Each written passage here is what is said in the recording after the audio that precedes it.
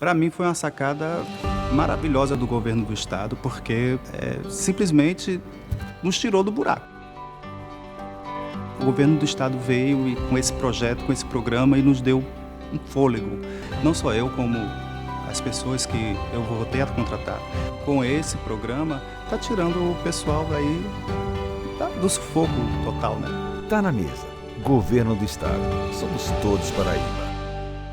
Quer cuidar do seu carro com conforto, segurança e agilidade? Há 20 anos, o Varejão do Óleo faz isso por você e seu automóvel. Com uma equipe de técnicos treinada, garantimos o serviço de troca de óleo com total qualidade e as mais modernas opções de produtos. Trabalhamos com todos os tipos de lubrificantes e óleos para motor, caixa de marcha mecânica e automática, suspensão, hidráulica e muito mais. No Varejão do Óleo você encontra tudo o que precisa para carros de passeio, caminhões, máquinas pesadas e geradores, com o melhor preço e as melhores condições de pagamento, além de um atendimento personalizado. No Varejão do Óleo tem ainda o serviço de lavagem especial para deixar o carro limpo e brilhando. Tá esperando o quê? Varejão do Óleo. Aqui você conhece e confia.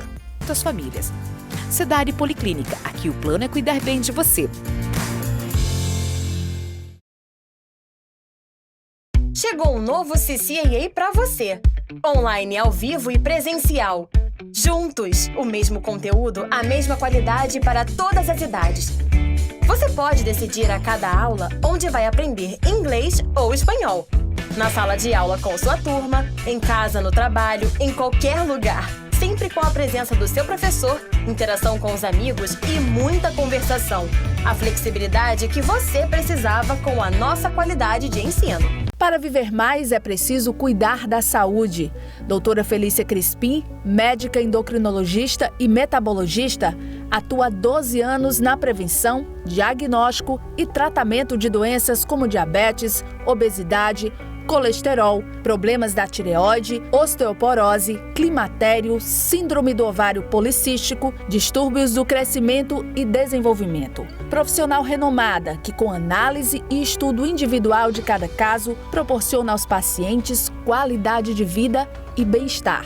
Consultas com atendimento humanizado em um espaço acolhedor e preparado para prestar a assistência necessária com padrão e excelência.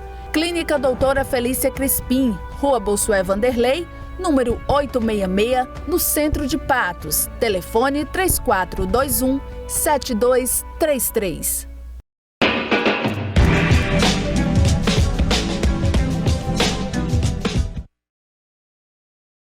A todos, boa noite a todas. Aqui é o professor Deusymar Dias e nós estamos iniciando mais uma edição do programa Funes Cultural, uma parceria da Fundação Hernando Sátiro com a TV Sol. Um abraço para você que está acompanhando pelo canal 8.1 da TV Sol, também pelas plataformas digitais da TV Sol, YouTube e Facebook, e também através do áudio da Rádio Tabajara. Seja muito bem-vindo a mais uma edição do programa Funes Cultural. Recebendo hoje, gente, 2 convidados super especiais.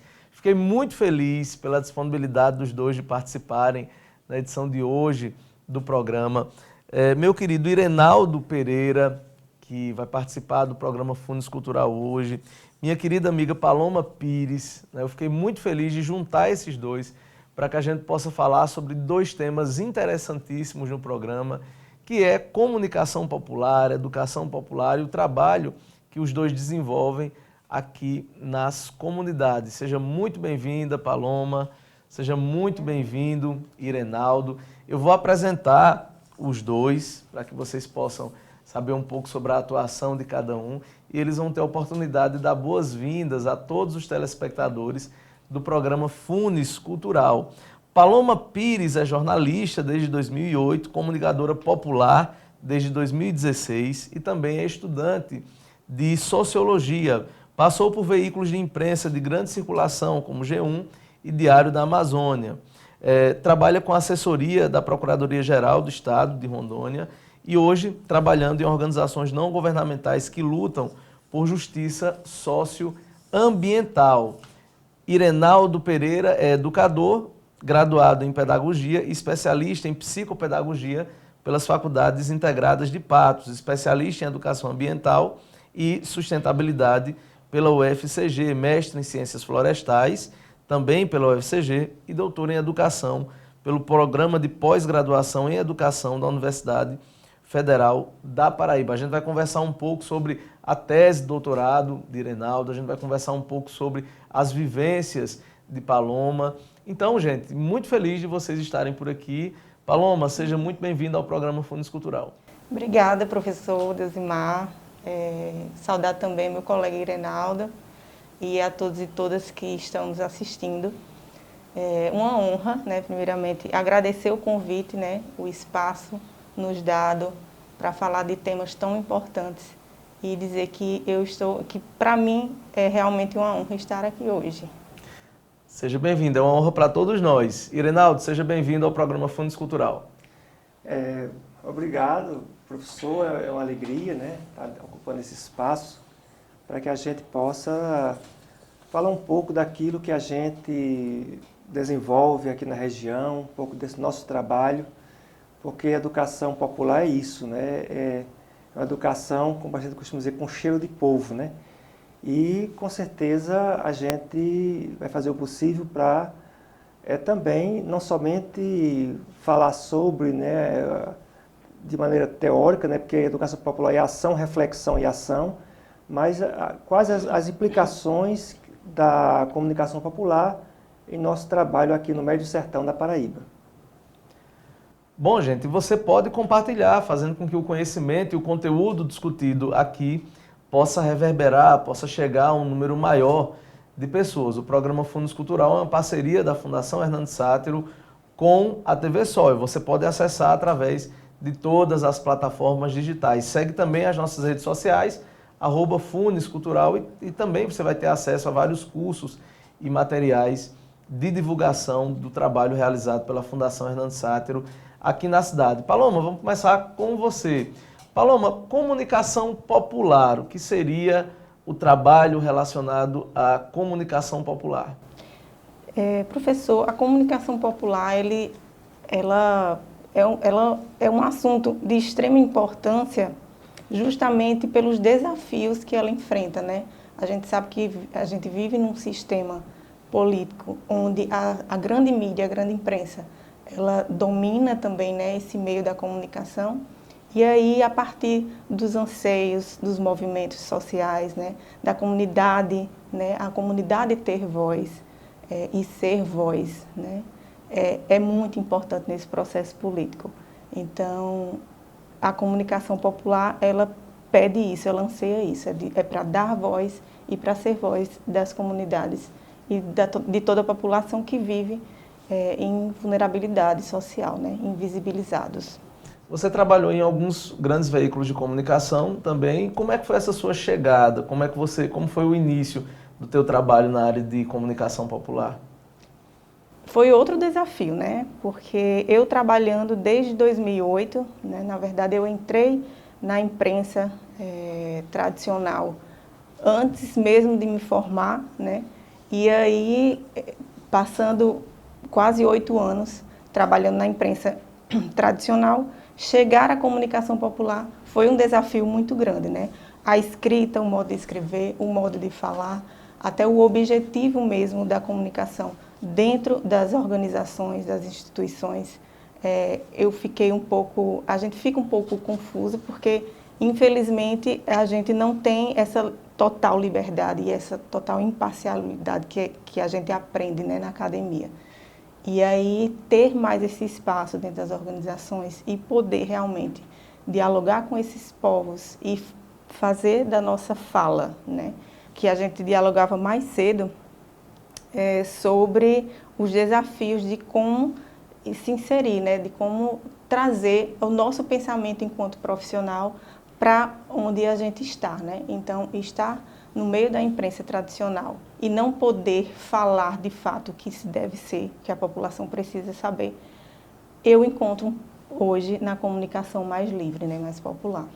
Até também pelo contato direto com as pessoas, né? A comunicação popular, ela traz um contato mais direto, um trabalho de escuta com as pessoas. Qual a relação que você faz entre esse trabalho de escuta, entre a notícia que você produz e a cultura local assim dessas comunidades? A comunicação, ela além de ser escuta, né, o objetivo principal da comunicação é que eles sejam protagonistas, né? Então a gente realiza, por meio do Programa de Promoção e Ação Comunitária, que é o PROPAC, oficinas de comunicação popular. Então aquelas pessoas que, de certa forma, não têm muito espaço na mídia, eles começam a ser protagonistas, né? A gente faz oficinas de vídeo, de escrita, e eles passam a se comunicar pela própria comunidade.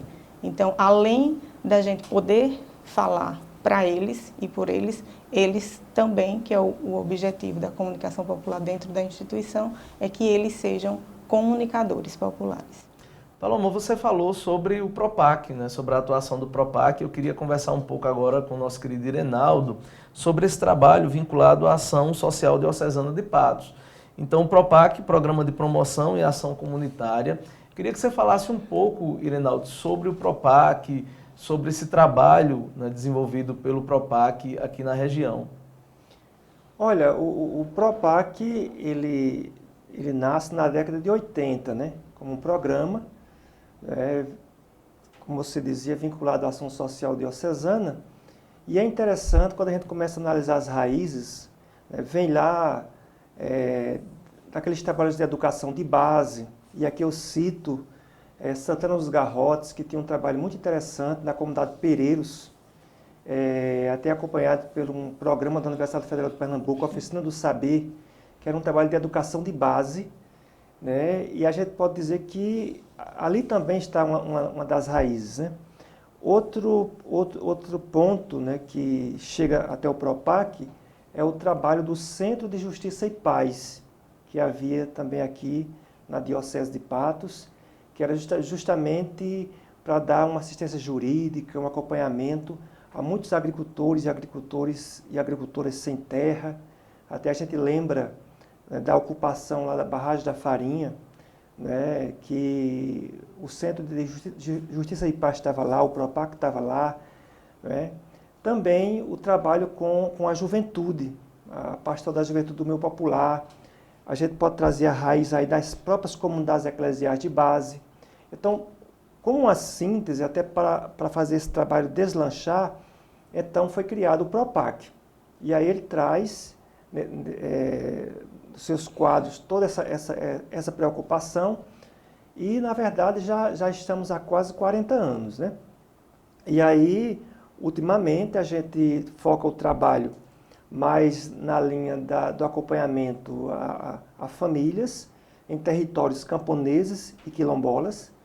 A gente tem uma ação direcionada nesse resgate da agricultura camponesa, porque é interessante a gente entender que a agricultura camponesa é aquela agricultura que eu costumo chamar de agricultura raiz, que ela traz, né, todo esse conhecimento da agricultura indígena, dos povos originários, dos indígenas, dos povos tradicionais, que aí a gente pode resgatar os quilombolas e os próprios camponeses, porque eu tenho dito, inclusive em diálogo com o nosso amigo Rondinelli, eu sempre digo a ele, Rondinelli, nós temos que batalhar para que a agricultura camponesa do semiárido seja considerado um espaço de povos tradicionais, porque aquele agricultor lá do semiárido, ele bebe muito nessa fonte, especialmente da agricultura com essas raízes indígenas, quilombolas, e assim um pouco de resistência.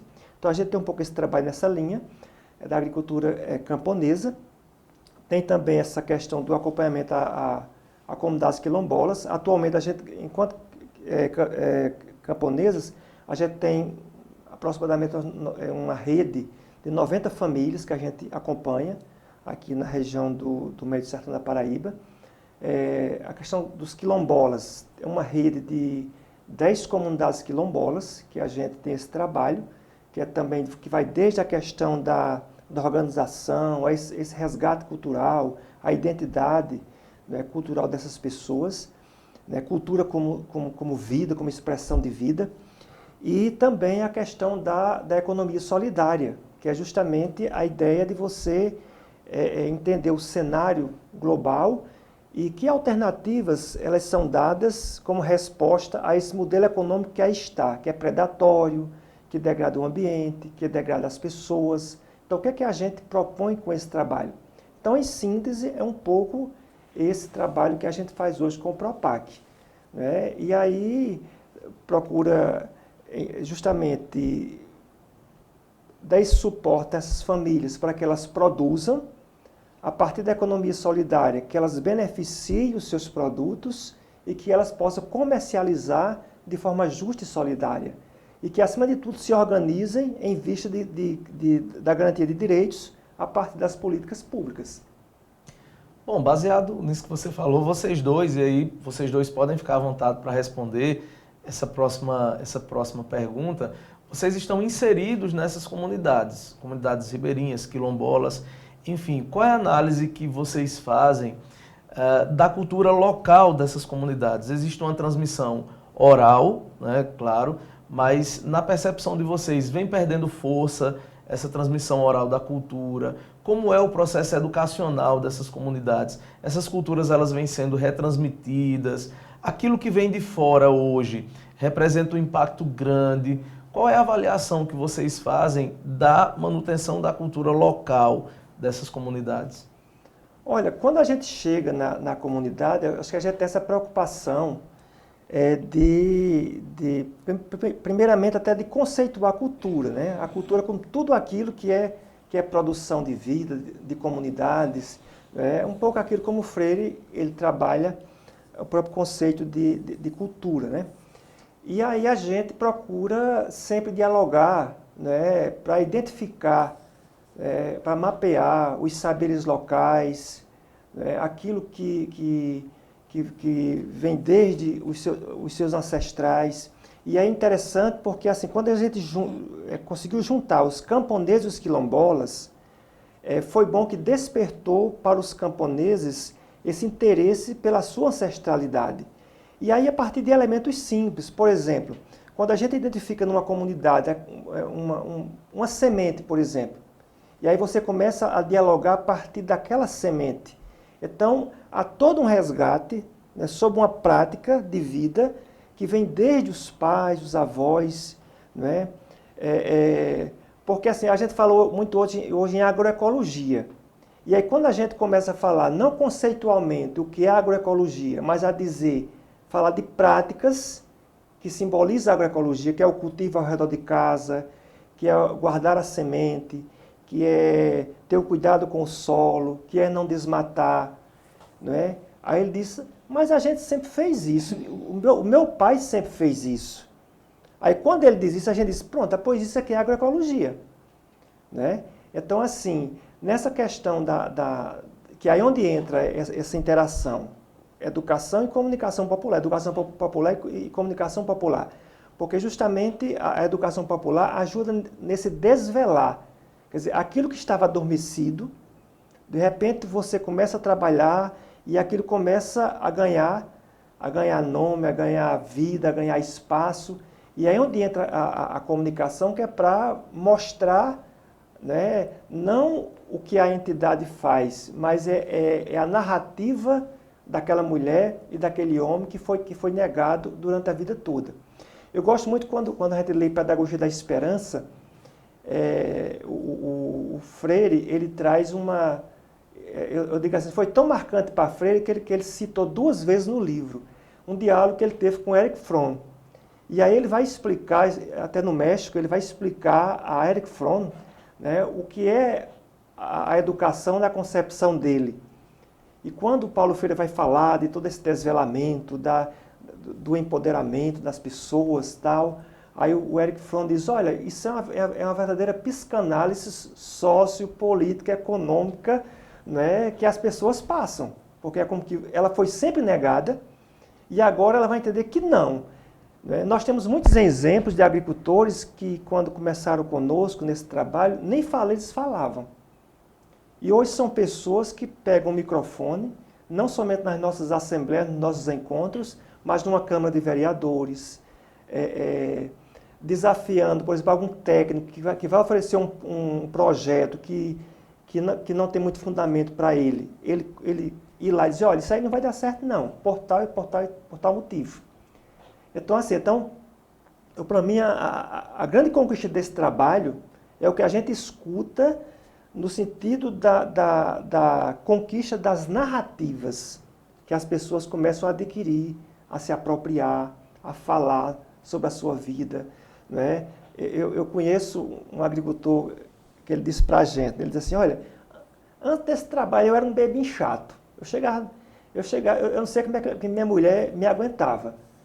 E aí a gente começou a participar aqui com vocês, a gente meio assim, né? A gente começou a participar e hoje, né, eu não bebo mais hoje e hoje eu sou um cara família.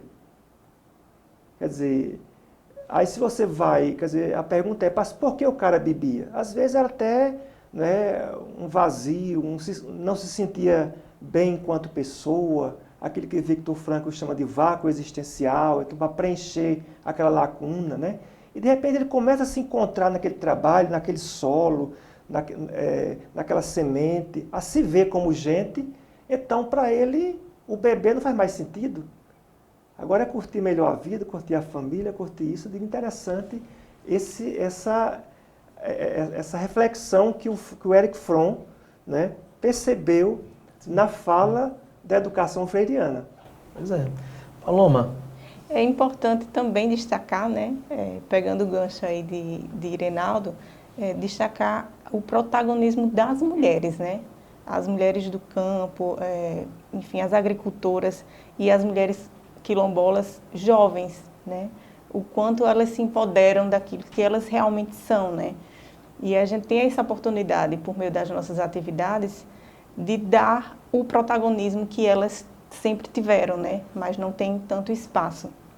Então, a gente chegar numa comunidade onde as mulheres, né, estão nos seus quintais, recuperando o solo, fazendo atividades que antes eram tidas como de homens, masculinas, e elas realmente, assim, a gente sempre comenta que todas as atividades antes mais presenciais, né, que a gente fazia do Propac e outras atividades de ação social, a maioria mulheres, sabe? Então elas se interessam por essa temática, né?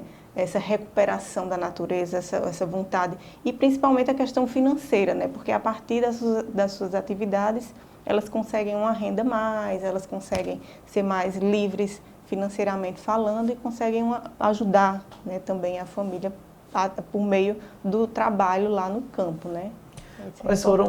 Quais foram as experiências assim mais positivas que você já vivenciou, Paloma, dentro desse trabalho com essas comunidades? Olha, a agricultura familiar para mim está sendo fantástico, né, trabalhar até hoje, mas as comunidades quilombolas, elas me ensinam muito, né? Eu costumo dizer, eu sempre digo, todos os espaços que eu tenho a oportunidade de falar, que a gente chega ali para apresentar uma atividade, para fazer uma oficina e a gente acaba com muito mais conhecimento, né? O que acontece comigo. Então, conhecer e vivenciar a realidade das comunidades, principalmente a realidade das mulheres pretas, né? Das mulheres do quilombo, é muito importante até para uma questão de desconstrução pessoal, né? Eu, enquanto mulher branca e mais privilegiada. Então, para destacar aqui, se você me perguntar, um momento que eu posso falar e dizer que foi muito marcante para mim, foi a Marcha das Margaridas, né, que a gente teve a oportunidade de participar em Brasília, 2008, 2019. E aí estavam lá, junto com as camponesas, mulheres ribeirinhas e camponesas, as mulheres indígenas, né, que também estavam em marcha, e também foi por meio do Propac. Então foi um momento muito marcante e importante para que eu continuasse e me desse essa vontade a mais de permanecer ao lado dessas mulheres e escutar essas histórias, escrever de certa forma e, enfim, ocupar o meu espaço, né, dessa maneira. Você termina se sentindo um pouco parte, né? Claro, sem tomar a questão do lugar de fala, né? Mas vocês terminam meio que se sentindo parte daquilo que vocês estão participando, né? É como uma família, né? Eu, particularmente, não sou de Patos, né? Não tenho família em Patos, mas estar no campo com essas mulheres, ouvindo essas pessoas, os agricultores, as agricultoras, a juventude, sobretudo, a gente se sente realmente em casa, porque são pessoas que nos deixam realmente em casa, se sentindo à vontade. Pois é, pessoal, você está acompanhando o programa Funes Cultural, que é uma parceria da Fundação Hernando Sátiro com a TV Sol, recebendo hoje a jornalista Paloma Pires e o educador Irenaldo Pereira, nesse bate-papo muito bacana sobre comunicação popular e educação popular. Irenaldo, falar um pouquinho sobre a sua tese de doutorado da UFPB, que teve como tema Tecnologias Sociais e Práticas Educativas contextualizadas para a convivência com o semiárido, partilhando saberes e construindo novos olhares em territórios camponeses. Irenaldo, esse diálogo com a diversidade ambiental e cultural dos territórios pode ser a chave para que a gente supere alguns problemas históricos aqui no semiárido? Olha, sim, a gente percebe assim que primeiro se você parte do sentido da colonização, quer dizer, quando um território é colonizado, né? A primeira coisa que se faz é justamente buscar negar todo aquilo que foi construído, vivenciado, quer dizer, fincar a bandeira ou desconsiderar aquilo que aquele povo construiu a partir de suas territorialidades, né? E aí é interessante, né, que a gente, nesse resgate que a gente tem feito, a gente busca justamente abrir esse diálogo a partir dessa construção de narrativas para que as pessoas possam, enfim, se apropriar melhor do seu espaço. E aí a gente, quando focou nesse nosso trabalho, a gente teve contato com autores, né, desde a filosofia, a sociologia, né, por exemplo, o próprio Guattari, que é da filosofia, né? Autores como Milton Santos, que tem uma visão muito interessante em relação ao território. E aí eu acho gostoso de me deparar com essa literatura, porque também a gente vai observando as narrativas de camponeses e quilombolas até entendendo melhor algumas expressões. Por exemplo, quando Milton Santos trabalha a questão do território, ele fala que há uma preocupação maior da geografia tradicional com as fronteiras do que aquilo que ocorre no interior. E aí ele começa a trabalhar toda essa questão, né, de todo o movimento, né, que alguns chamam de territorialidades, que tem na vida daquele povo, né? E aí é tanto que tem um outro geógrafo que a gente trabalha, que é o Hasbaert, né, que ele fala dessa questão, né, desterritorialização, territorialização e reterritorialização, né? Então ele diz que quando os movimentos coloniais chegam, então vem com essa missão, quer dizer, pensa-se um modo de ocupação que é negar. Então a gente, enquanto esse movimento também que está na resistência, é como que algumas questões que nos foram ensinadas, elas têm que ser desterritorializadas. Por exemplo, o agricultor lá de Condado, a gente conversando com ele, quando ele ouviu a primeira vez que era possível plantar sem usar agrotóxico, ele disse, esse pessoal está louco, porque eu aprendi desde criança, meu pai já me ensinou, aqui nos colonos, que a primeira coisa quando você vai plantar é comprar logo os insumos químicos. É pensar no trator e tal. Ele disse, mas eu, como sou curioso, eu vou fazer um experimento ao redor de minha casa.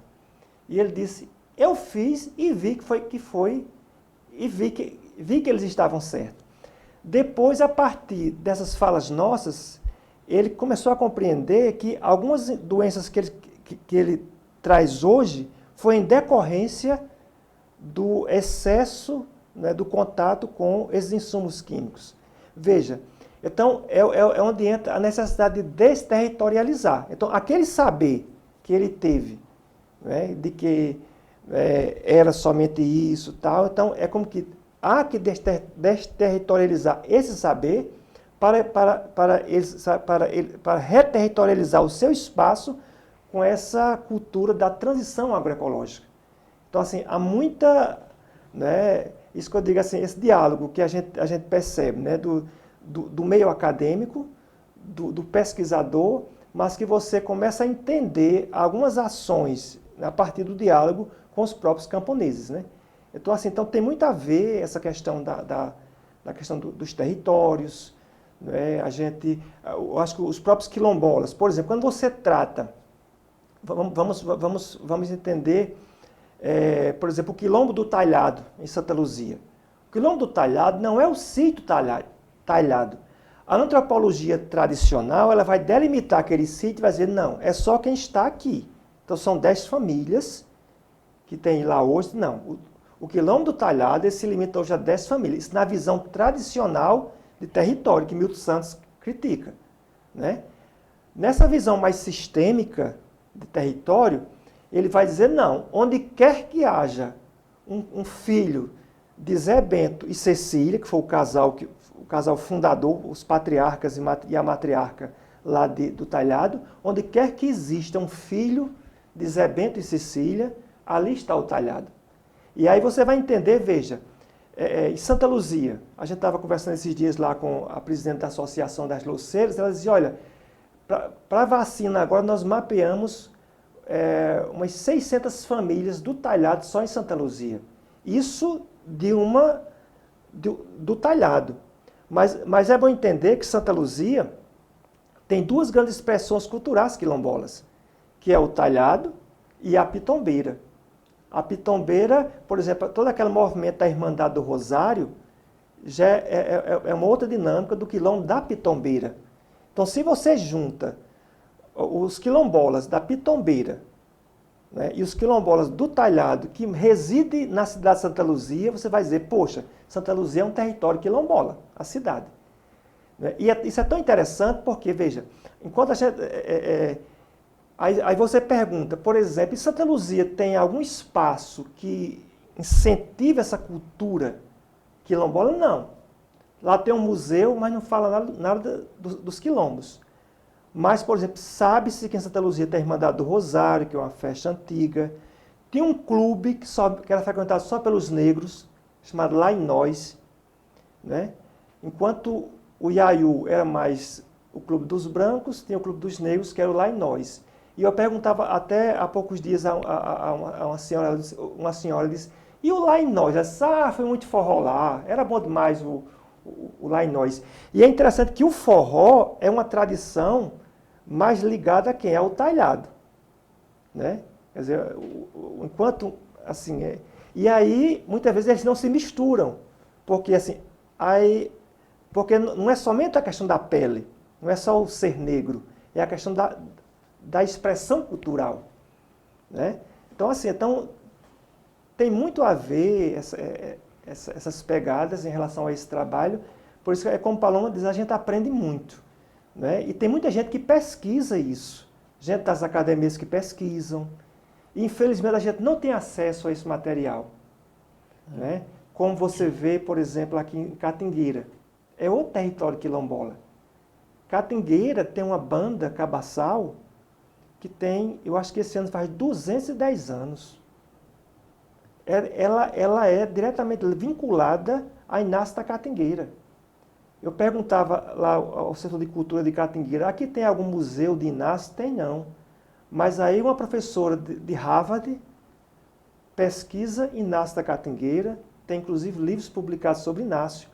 Emicida, né, tem um álbum. Trabalho, lançou agora recentemente um clipe. Sobre Inácio da Catingueira. Né? E aí a gente, quer dizer, é interessante e a gente, esse trabalho é como se fosse assim, uma espécie de antropologia, porque a gente começa a descobrir, sabe? Vai descobrindo, vai dialogando. Às vezes, por exemplo, o pessoal até nega que é parente de Inácio da Catingueira. Aí quando você começa a mostrar a beleza que foi de Inácio, ele diz, eu conheço um primo, eu conheço uma prima, eu sou parente dele. Por quê? De tanto ouvir falar mal do Talhado, o pessoal do talhado é como que tinha vergonha de se assumir enquanto quilombola. De tanto falarem mal da pitombeira, o pessoal tinha vergonha de ser... Né? Aí quando você começa a dizer, não, mas isso é bonito, isso é belo, isso é tal, aí é como que eles ganham alma. Poxa! Né? Então isso não é tão feio quanto disseram. Eu tenho que me orgulhar disso, de ser quilombola, de ser cigano, de ser de terreiro. Né? Então veja, é toda uma dimensão que envolve território, territorialização, territorialidades.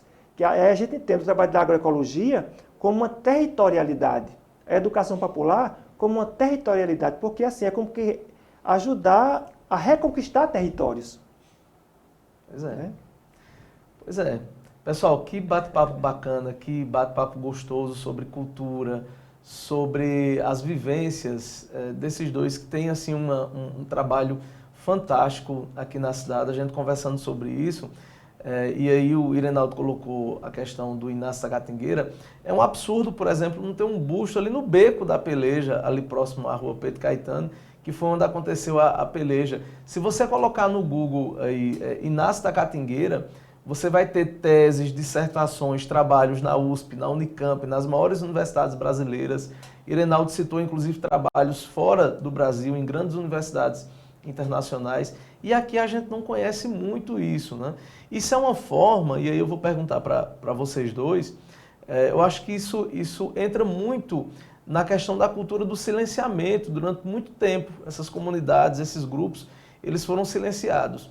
E a educação popular, tanto a educação popular como a comunicação popular, eu acho que tenta exatamente romper esse silenciamento histórico desses grupos marginalizados, desses grupos que sempre viveram à margem da sociedade. Então, acho que tem muito isso de tentar romper esse silenciamento, porque as pessoas querem falar, né?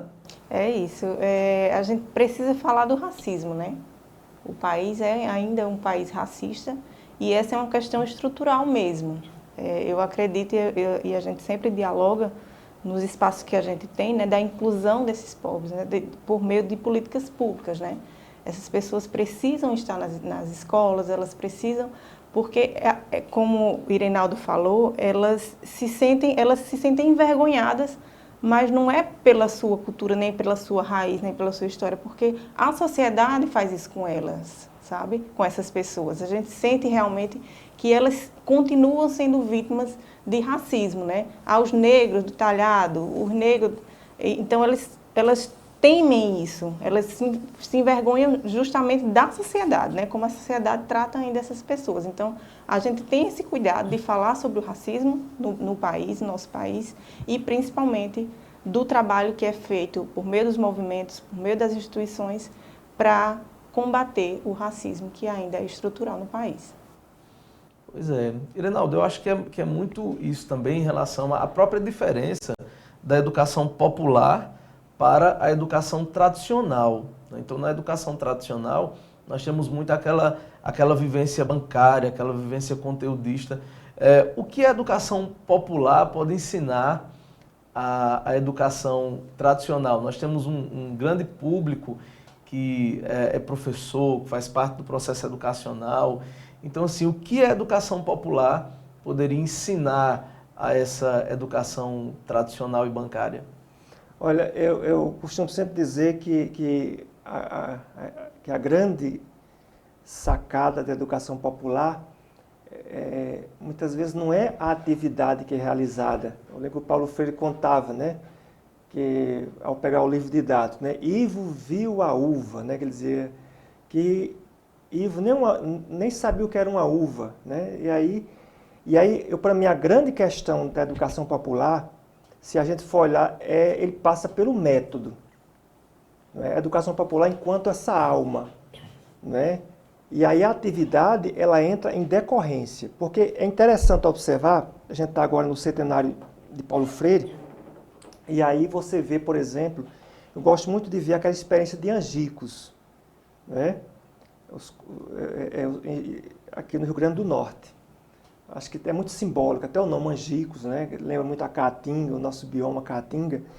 Mas, assim, é interessante que parte primeiro de quê? Não é você chegar com o livro didático, o livro pronto debaixo do braço para ensinar a quem não sabe. Mas veja, ele parte de quê? De um diagnóstico para identificar, por exemplo, as palavras geradoras, o que é que o povo falava naquele espaço. E palavra não é só palavra. Então ele começa, né, a identificar, então mapeia, né, aquelas palavras, e a partir daquelas palavras ele começa a fazer todo o processo de alfabetização, que era aquela ideia de você aprender a escrever pelo menos o nome em 40 dias. Né? E aí, eu diria que essa é a grande revolução do método Paulo Freire. Né? Não é somente a atividade, é porque é popular, tem que ser de qualquer jeito, mas é interessante a sensibilidade, inclusive, que o Paulo Freire tem para as novas tecnologias. Na época, né, ele utilizava muito, era uma espécie de uns reprojetores, né? Eu não sei como é que funcionava, eu sei que era tipo uns slides, né? E funcionava até como se fosse a gás, um sistema de gás que botava lá, que eu sei que projetava lá aquelas palavras, aquilo lá. Então, naquele contexto, ele era alguém muito sensível à questão das novas tecnologias. Mas é a questão da alma, do empoderar-se da situação do povo, das narrativas, das linguagens, das crenças. Né? Então, a gente não pode chegar partindo do princípio que nós sabemos e que eles não sabem. Que é isso que é educação bancária, até o sentido é isso. Né? Eu chego com o conhecimento e vou tentar impor, né, naquela pessoa. Tanto que é interessante que a educação popular dialoga muito bem com quem? Com o movimento cultural. Você vê Recife, né, bebeu muito de todo aquele movimento cultural de Recife, né, a educação popular freiriana, né, e a essa sensibilidade de dialogar com as expressões locais. Então, se eu chego num terreiro, e eu vou ser professor no terreiro, eu tenho que me apropriar de toda a vivência, que palavra não é só palavra é todo um contexto, né, que se diz, às vezes uma palavra é dita aqui de um jeito, ali já tem outro significado, conceitualmente já é outro. Então, como entender esses elementos e a partir daí, né, a partir daqueles saberes, você começar a trabalhar o processo educativo. Então, a educação popular é muito mais essa fase processual, quer dizer, essa identidade maior com o seu ser, com aquilo que você produz. Você vai se descobrir como um agente cultural, como um ser produtor de cultura. Você vai entender que desde aquele jeito que você cultiva, desde a reza que você faz, a música que você curte, o instrumento que você toca, tudo isso é produção humana. Se é produção humana, então é produção cultural. Então, como a gente pode se apropriar desses instrumentais para trabalhar a questão da educação, a educação na defesa da vida.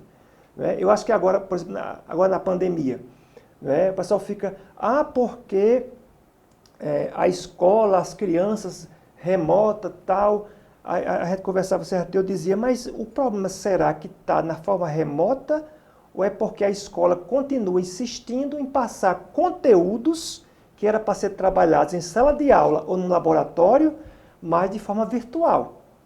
Quer dizer, se a escola, na perspectiva freiriana de educação popular, então ela deveria o quê? Não, então vamos agora, estamos numa pandemia, então como é que a gente poderia reformular os conteúdos, onde eu vou transformar a casa daquele aluno num laboratório, e aí a gente vai poder trabalhar, vai poder, né, não aqueles conceitos, não, mas a própria casa, na própria casa dá para trabalhar biologia, dá para trabalhar língua portuguesa, dá para trabalhar física, dá para trabalhar química, né?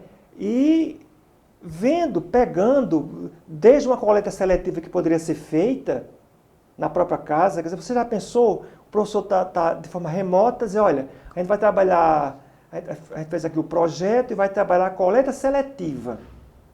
Então, matemática, língua portuguesa, né? E você da sua casa, então você vai trabalhar, né? E aí a biologia, falar da importância da compostagem, falar da importância tal, a química, falar daquilo que pode ser reciclado, né? A própria física, quando eu trabalho com alunos, né, estagiários, por exemplo, de física, a gente diz, olha, vamos ver se a gente consegue trabalhar a questão para aproximar a física, a química, né, do dia a dia, e não somente se pegar conceitos difíceis, cálculos difíceis, porque isso não atrai. Então, assim, eu creio que é um desafio. Agora, infelizmente, assim, há muita essa polemização, né, da educação popular e limitar a educação popular como se fosse atividades.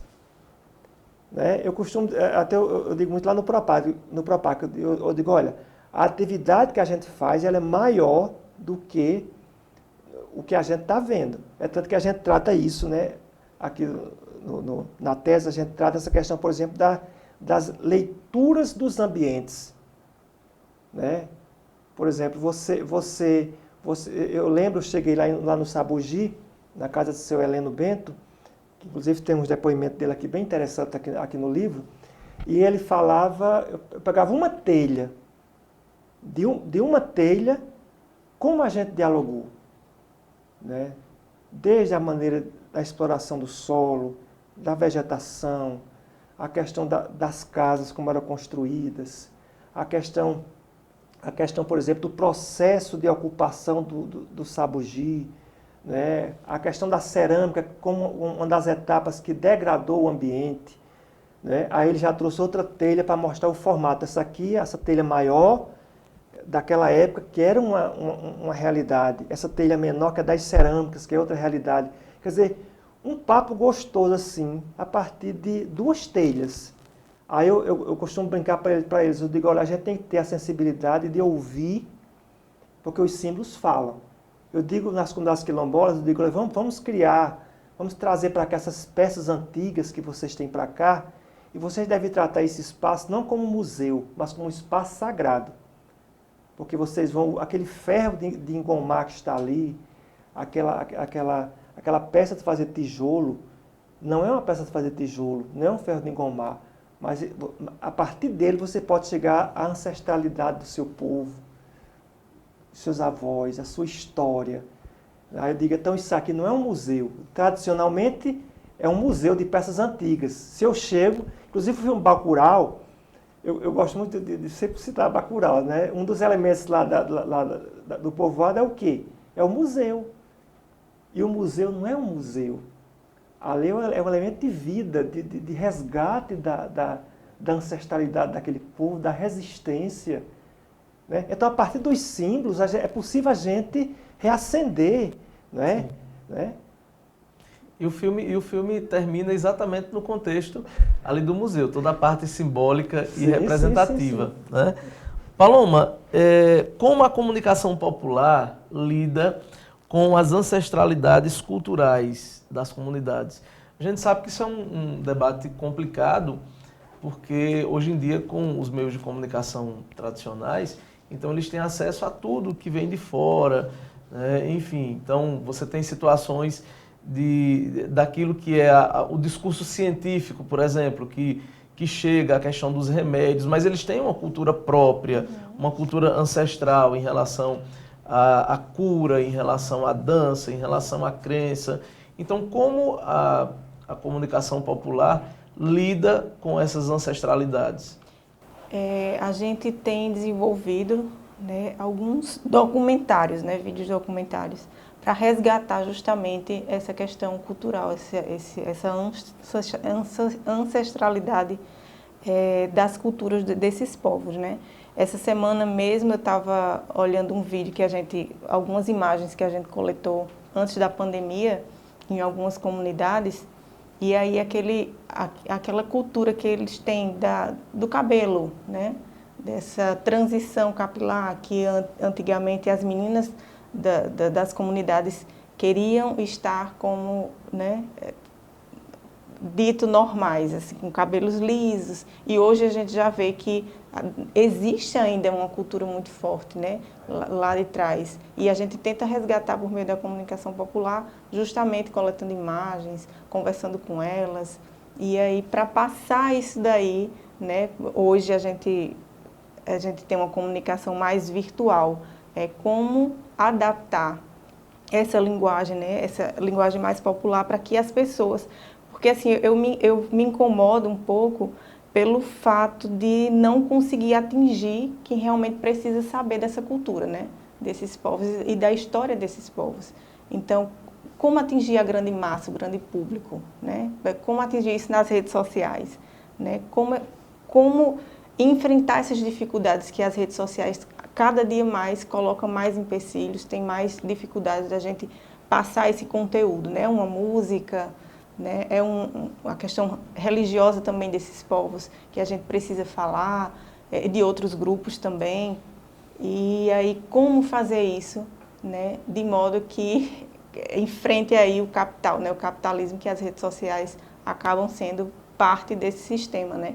Aí a gente continua nessa luta junto com os movimentos, junto com as instituições, e filmando e ouvindo, e escrevendo, e postando uma foto, um vídeo, um documentário, e aí fazendo esse trabalho aí em parceria, né? A comunicação popular é uma coisa muito dinâmica, né? Que se adequa aos novos temas, aos novos tempos, aquilo que está acontecendo hoje. Esse trabalho, ele traz de fato a necessidade de se trabalhar alguns temas novos e algumas coisas que para grande parte da sociedade não seria problema. Durante uma audiência pública na Assembleia Legislativa da Paraíba, você falou da necessidade de dar voz às mulheres que vivem à margem da sociedade, e que a comunicação popular ela poderia ser uma chave nesse processo. E dentro dessa sociedade em transformação, de variabilidade de pautas, de lutas, e de conceitos, um tema que vem ganhando muita força é a necessidade de fornecer dignidade menstrual através de políticas públicas e campanhas como o Ciclo Solidário. Aproveitando a oportunidade, Paloma, que você está aqui, eu queria que você falasse um pouco sobre esse projeto, queria que você falasse um pouco sobre o histórico e sobre a necessidade de se falar sobre isso. A pauta da mulher, ela é muito urgente, né? Da mulher e a sua dignidade.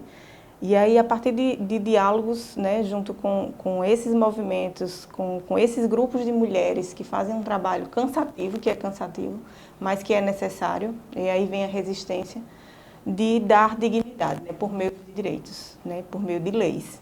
E aí a gente leva para as instituições, a Ação Social abraçou o Ciclo Solidário, desenvolveu essa campanha, é uma ação emergencial, é importante dizer que desde abril a Ação Social está distribuindo entre 60 mulheres da comunidade aqui, das comunidades mais vulneráveis, né, da cidade do município de Patos, e agora, terça-feira que vem, a gente está indo para as comunidades quilombolas fazer essa distribuição do absolvente, mas que não é só a questão do absolvente, existe uma higiene íntima, né, pessoal.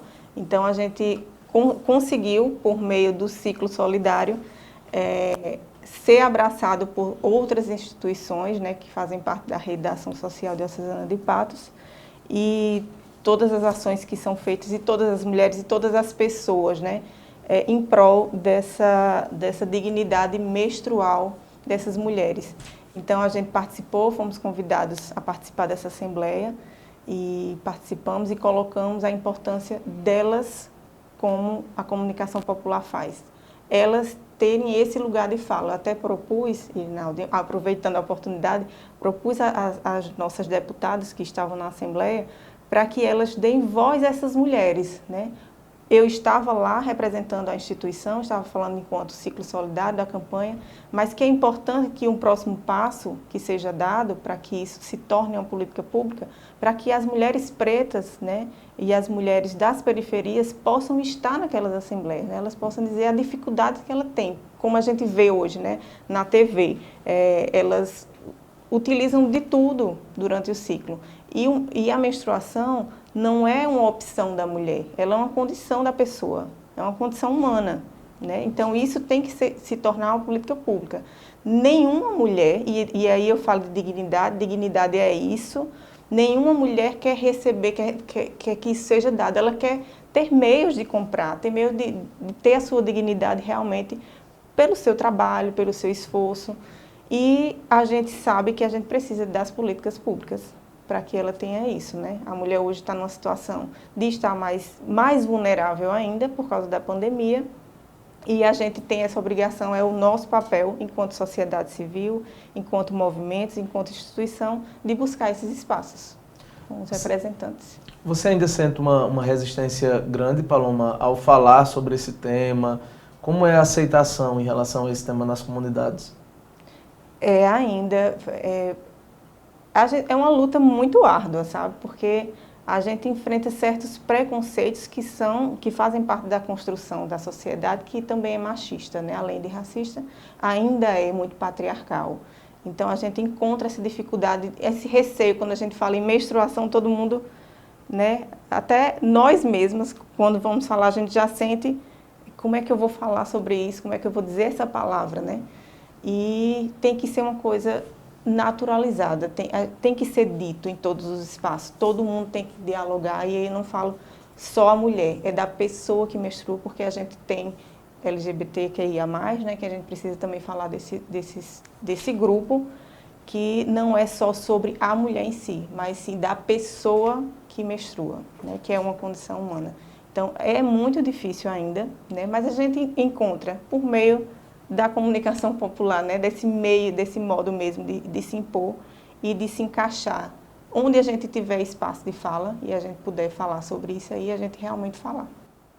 Bacana. Pessoal, você está acompanhando o programa Funes Cultural, que é uma parceria da Fundação Hernando Sátiro com a TV Sol, recebendo hoje a jornalista Paloma Pires e também o professor, o educador Irenaldo Pereira, nesse bate-papo muito bacana sobre comunicação popular, sobre educação popular e sobre vivências. Irenaldo, mostrar aqui, né, o material, né, material muito bacana. Acabei de receber um aqui, já até agradeço muito, né, que é fruto da tua tese de doutorado, Tecnologias Sociais e Práticas Educativas Contextualizadas para a Convivência com o Semiárido. Quem quiser comprar esse material, Irenaldo, você ainda tem disponível dele, eu queria que você fizesse o seu merchan, a sua propaganda, né? Como é que pode adquirir o material, o pessoal que quer pesquisar, o pessoal que quer começar a entender um pouco mais sobre o semiárido, as ligações com a educação popular. Nós temos muitos pesquisadores aqui na região, né? Então, eu queria que você dissesse se ainda tem disponível esse material, né? E ele é fruto de um grande trabalho de pesquisa, né? É isso, olha, a gente fez o lançamento dele em 2019, né? E aí em 2020 a gente parou, né?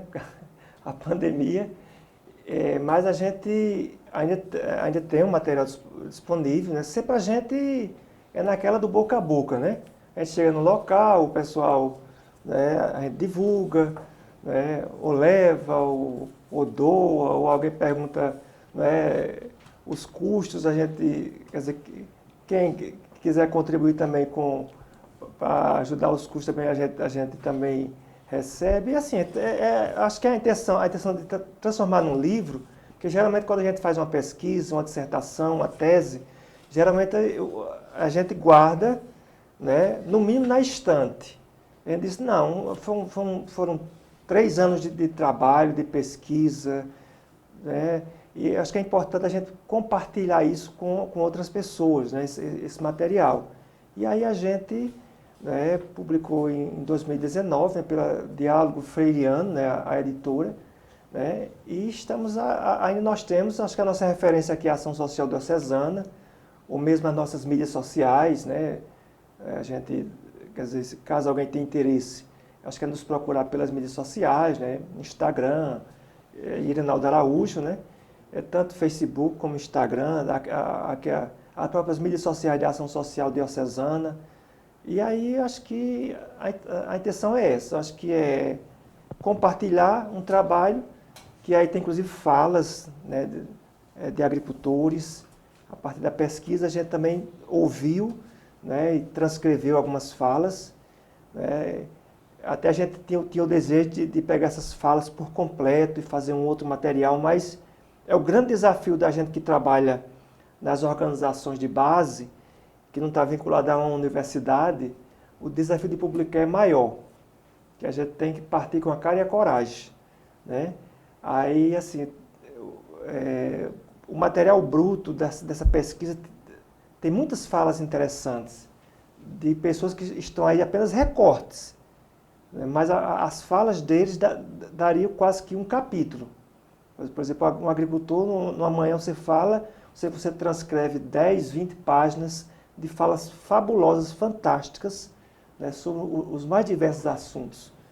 Então, aí eu pensava, não, depois a gente vai publicar, né, a fala completa deles, né, mas aí ficou só no desejo, né, não sei nem se valeria a pena ainda, porque pelo tempo que foi 2018, 2019, né, mas eu acho que é isso, eu acho que é essa intenção de publicar essas narrativas. Porque assim, até mesmo sobre o ciclo solidário, quando a gente estava pensando no projeto, essa questão do saber ouvir, né? A gente dizia, olha, não é só entregar, aquilo que eu digo, não é atividade pela atividade, não é só entregar o absolvente, não é só entregar tal, mas assim, o que é que a gente pode, a partir dessa ação emergencial, né, ver algo maior, que possa trabalhar a questão da dignidade da mulher, a questão da autoestima, a questão até mesmo da formação profissional, onde for possível, né? E aí o que nos inspirou, né, no caso, a sistematizar o projeto, foi um trabalho feito por um grupo de mulheres de uma comunidade quilombola lá em Livramento. Que eles trabalham assim, mapeiam, algumas mulheres estão assim, bem para baixo, e aí aquelas mulheres vão lá, passam o dia com ela, conversando, limpando a casa, fazendo comida, cuidando do cabelo, cuidando da maquiagem, no final faz uma foto todo mundo bonita, e a coordenadora do trabalho veio me disse, mas o mais importante disso não é o cabelo, não é limpar a casa, não é fazer a comida, não é a maquiagem, é a conversa que a gente tem durante esse processo. E a mulher se sentir que tem alguém que se preocupa com ela. Então, ela diz, isso é a diferença. Aí a gente diz, vamos trazer essa belíssima sacada dessas mulheres lá do Quilombo para o ciclo solidário. Né? É tanto que agora, a partir da ação feita de uma campanha aqui em Patos, por um salão de beleza, que a gente está entregando às mulheres lá de Santa Luzia, lá do Quilombo, a gente disse, não é só entregar, a gente ser o correio, pegou aqui e foi entregar. Não, vamos fazer um momento, vamos pegar o filme que elas produziram, que é sobre mulheres contando a questão do empoderamento a partir do cabelo, né? Então, vamos pegar o filme, vamos apresentar para essas mulheres, para que elas entendam. Vamos fazer toda uma discussão, é importante que não é a gente que deve falar, mas as mulheres que estão no filme Ori, elas irem falar sobre a experiência delas para essas mulheres quilombolas. E depois, quem sabe, a gente juntos com elas pensar numa ação, assim, até o final do ano, ou sei lá, por um ano, uma ação nessa linha do empoderamento dessas mulheres, delas, a sua autoestima. Então, eu acho que é isso. Então, é isso que é a educação popular, é isso que é a comunicação popular. Você vê agora mesmo na pandemia, aquela campanha Vidas Negras Importam, todo mundo em casa com medo, e a gente sugeriu, vamos mandar fotos para a gente publicar nas redes sociais, e aí umas jovens, né, que, assim, todas produzidas, começaram a mandar fotos, né, umas que hoje são até modelos, a partir de, né, elas contam que despertaram a partir desse trabalho, deram um clique. Né, começaram a mandar fotos, aquelas adolescentes, botar Vidas Negras Importam, publicar nas redes sociais. Depois as senhoras começaram a mandar, os rapazes começaram a mandar. De repente a gente estava um mês com um acervo de foto belíssimo.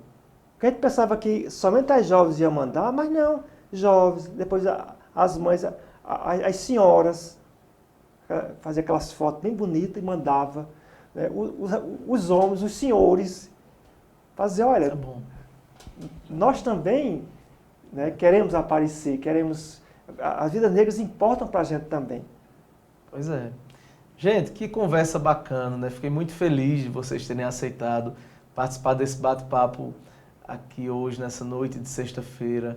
Que coisa bacana, que coisa maravilhosa. Eu tenho certeza que o público está adorando também essa conversa. Infelizmente, nós estamos chegando no final do programa Fundos Cultural dessa sexta-feira e eu quero deixar o espaço aberto para as considerações finais de vocês. Podem ficar à vontade, gente, para que vocês possam fazer as considerações finais. Bom, só agradecer, né, mais uma vez pelo espaço e por poder, né, em nome dos grupos, né, dessas pessoas que a gente acompanha e tem um carinho muito grande, pela oportunidade e pelo espaço mesmo de falar por elas e sobre elas. E deixar aqui, né, fazer mais um pedido, aproveitar também para fazer esse apelo, para que todas as pessoas se engajem, né, como puderem nessas ações que são emergenciais, para que essas pessoas tenham mais dignidade. Muito obrigada, professor, pelo espaço. Eu desejo boa noite a todos e todas que estão nos assistindo. Agradecer também ao meu colega Irenaldo. E é isso. Olha, vibrar de alegria, né? Um espaço desse. Acho que sempre é bom a gente falar de boas notícias, né, que acontecem em nosso meio, né? Esse programa a gente já teve a oportunidade de acompanhar outras vezes. Quantas pessoas já passaram por aqui, contando suas histórias, né, suas lutas, suas resistências. E a gente se sendo assim um pouco privilegiado também, né? Em estar hoje aqui também contando a nossa história, que não é uma história meramente pessoal, mas tem também toda uma luta, toda uma militância, né? E agradecer ao professor Deusimar, né? Ele que já participou conosco também de nossas rodas de conversa, de vez em quando. A gente também faz, pelas mídias sociais de Ação Social Diocesana, algumas rodas de conversas, e ele já tem participado de algumas, né? Então, é sempre uma alegria e, na medida do possível, nós estamos sempre disponíveis para falar dessas boas notícias que são realizadas a partir desse trabalho que realizamos nesses territórios camponeses e quilombolas. Pois é, eu que agradeço a vocês dois, eu que agradeço a disponibilidade de participação. A gente sabe como a vida é corrida hoje, e aí conseguir juntar esses dois para esse bate-papo bacana foi como ganhar na loteria, viu? Hoje muito feliz de ter conseguido juntar vocês. Então, gente, quer conhecer um pouco mais sobre semiárido, sobre cultura popular, sobre educação popular, entre em contato com o Irenaldo, você pode adquirir o livro dele. Eu quero aproveitar a oportunidade para divulgar também um material coordenado pelo grande professor Sidoval Moraes, da UEPB, que é uma trilogia, gente, no centenário do Paulo Freire. Eu estou aqui com o volume 1 da trilogia. São 3 livros intitulados Cartas a Paulo Freire, coordenado pelo Sidoval. Aqui, inclusive, tem texto meu, tem texto da professora Quilmara, outros professores patoenses. Também tem textos publicados nesse material, que foi publicado pela EduEPB, pela editora da Universidade Estadual da Paraíba, em parceria com o jornal União, e você pode adquirir lá no site da EduEPB, sob a coordenação do grande professor Sidoval. Então, assim, quer conhecer um pouco sobre a educação popular, adquire essa trilogia. Esse aqui é o volume 1 da trilogia e ficou um material realmente muito bacana, pessoal. Eu agradeço a todos vocês que ficaram conosco até essa hora da noite. Um abraço. Próxima sexta-feira estaremos todos juntos em mais uma edição do programa Funes Cultural. Um abraço, gente.